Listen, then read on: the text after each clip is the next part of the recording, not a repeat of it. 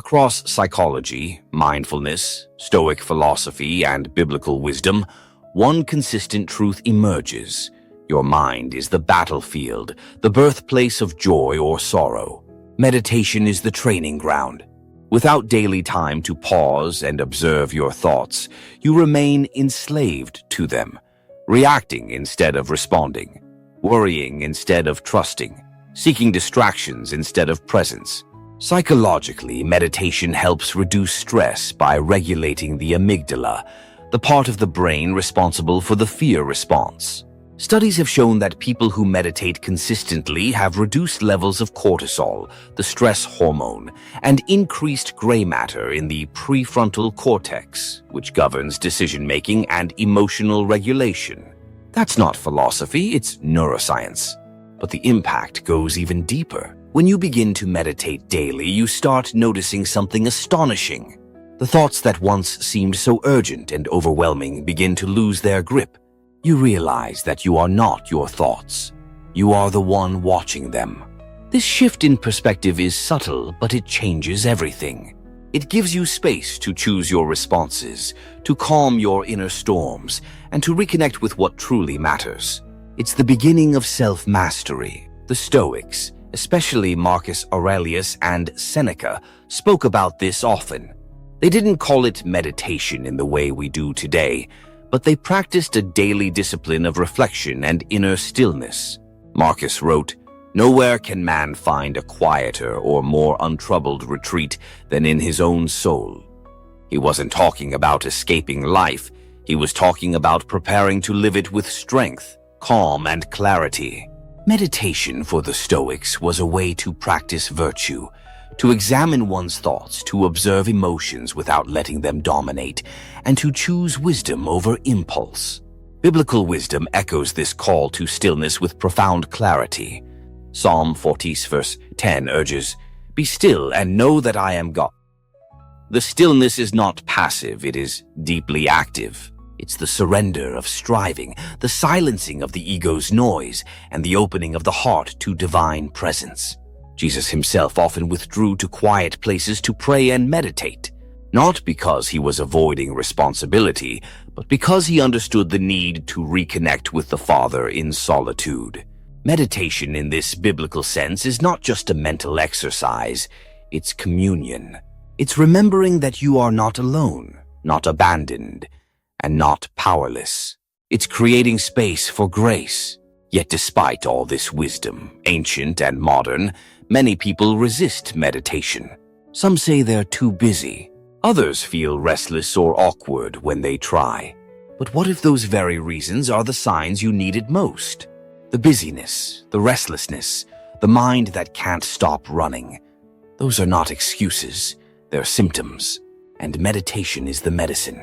You don't meditate because your mind is already calm.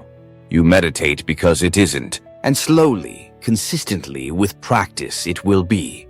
You might be wondering how something so simple, sitting still and breathing, could create such profound change.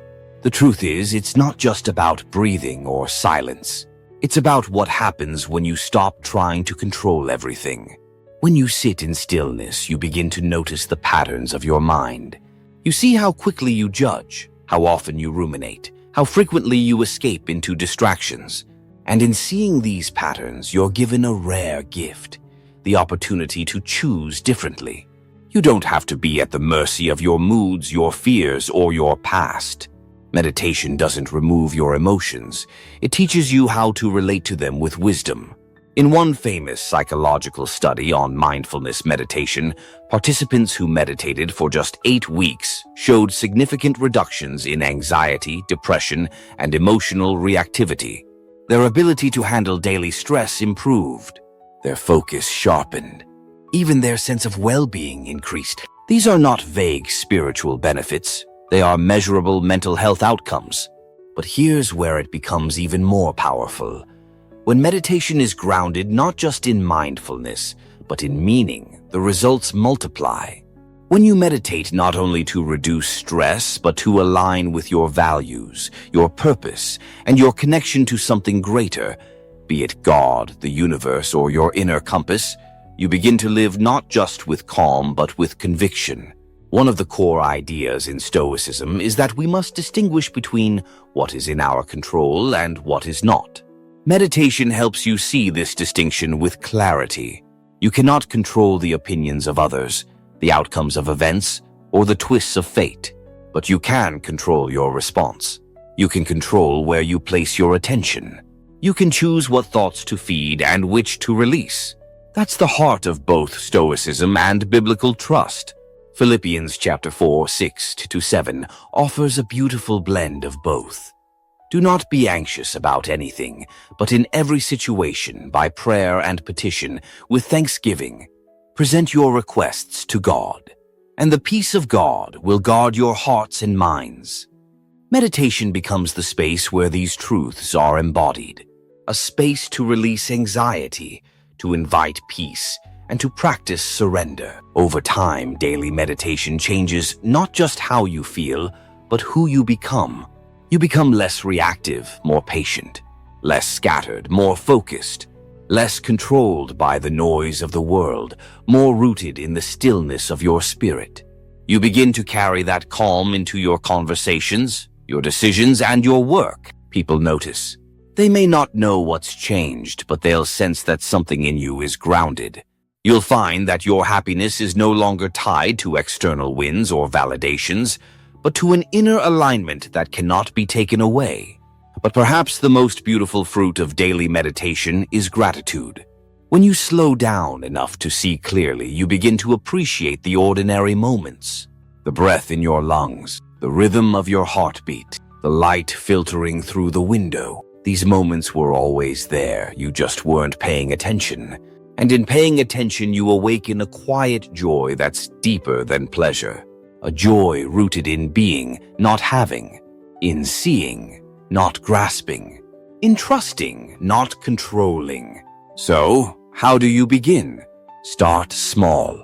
Just 5 minutes a day. Sit in a quiet place. Close your eyes. Breathe.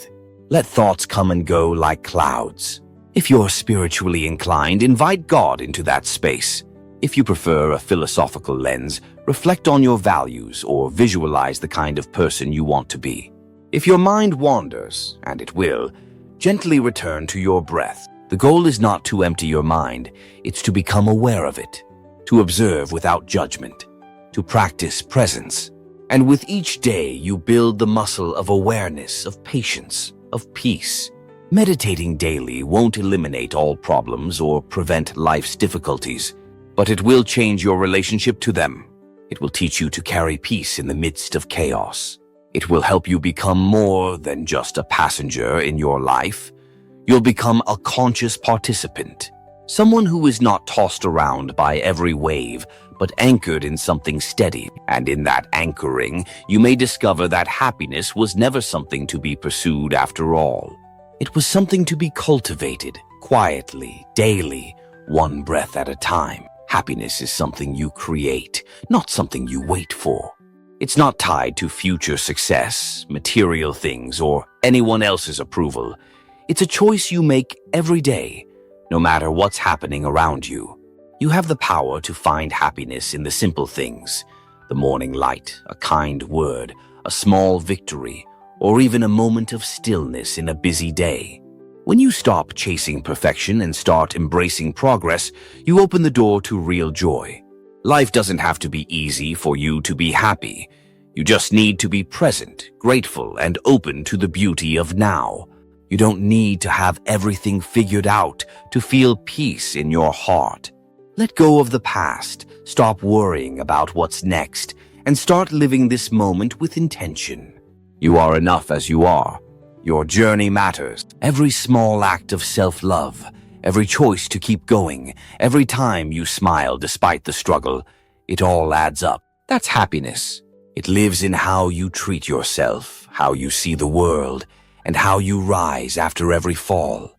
So, be gentle with yourself. Find joy in the little things. And remember, happiness isn't a far-off dream. It's yours to live today. Thanks for watching, and don't forget to like, comment, and share this video if you found it insightful and helpful. And subscribe to this channel to continue discovering all the insightful and simple habits that awaken the happiness within. Also, turn on the bell notification so you're always the first to be notified whenever a new video is uploaded here. See you in our other videos.